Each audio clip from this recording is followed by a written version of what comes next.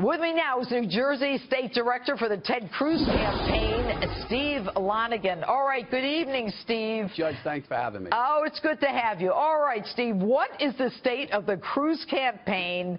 What are they doing in Indiana? Are they going to win it? What's going on there? Yeah, we are, Judge, but I'd like to respond to your opening statement. You know, unpredictability is a presidential candidate who thinks it's okay to give nuclear weapons to Saudi Arabia, Japan, Korea, and then turns around, by the way, on Greta Van Susten's show just the other night and says, well, we have to give aid to our enemies in Pakistan because they have nuclear weapons. That's unpredictability. If you want a candidate... Whoa. We already give aid to Pakistan. Right. None of this is new stuff. So why not stop that aid? Well, is Ted Cruz going to do that? I would like to say yes. I say Ted Cruz will cut state aid to our enemies. But let's talk about leadership. Why don't you answer my question? What's going on in Indiana?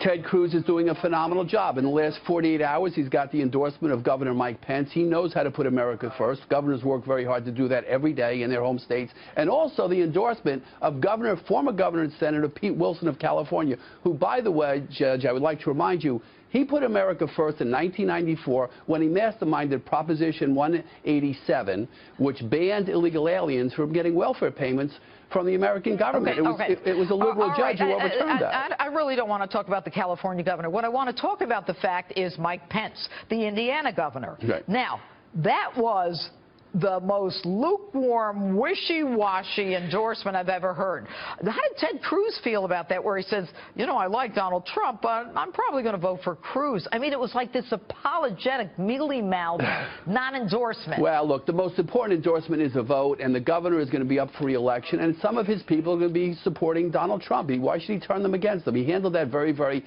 diplomatically. So why do it at all? Why come across as wishy-washy? We want a leader. He made it very, very clear in his radio interview, by the way, and he's been out campaigning for the senator. So I think his endorsement is very powerful, and he did quite a good job of doing it. Look, we're going in... Oh, he did not. You know it. All right, come on, all right. Steve. So let me ask you this. Yes. What's the deal with that messed up Cruz-Kasich alliance where Cruz actually says Kasich made the decision to withdraw from Indiana, and then Kasich comes out and says, what?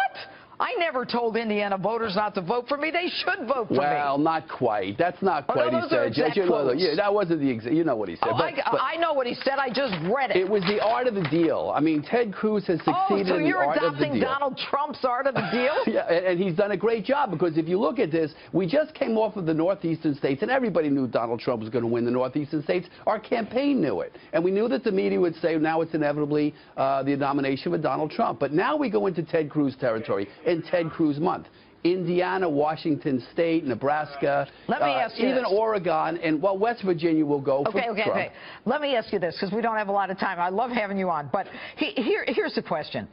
That Cruz-Kasich alliance, it backfired. So then Ted, I think, decides he's going to bring in Carly, who I've been very complimentary of. Smart lady. Yeah. But the woman lost move. in California. She's known as the outsourcing queen in a state where, like Indiana, that's a manufacturing state where they're out of jobs. Judge, you didn't want to talk about California. Let's go back to Indiana, because it's a brilliant move for Indiana voters. And we can talk about this Wednesday, because when Ted Cruz wins Indiana and goes into Ted Cruz month, the month of May, in a couple of weeks, the press is going to have a whole different tune, a whole different story about where this nomination is going and how competitive the upcoming convention will be. And you think it was a smart move to nominate Carly as VP now, even though we don't have it was a bold move. It solidifies the female base. It was a very bold move. She's very, very eloquent. It showed true leadership, and it basically emphasizes the fact that Donald Trump is alienating the female vote.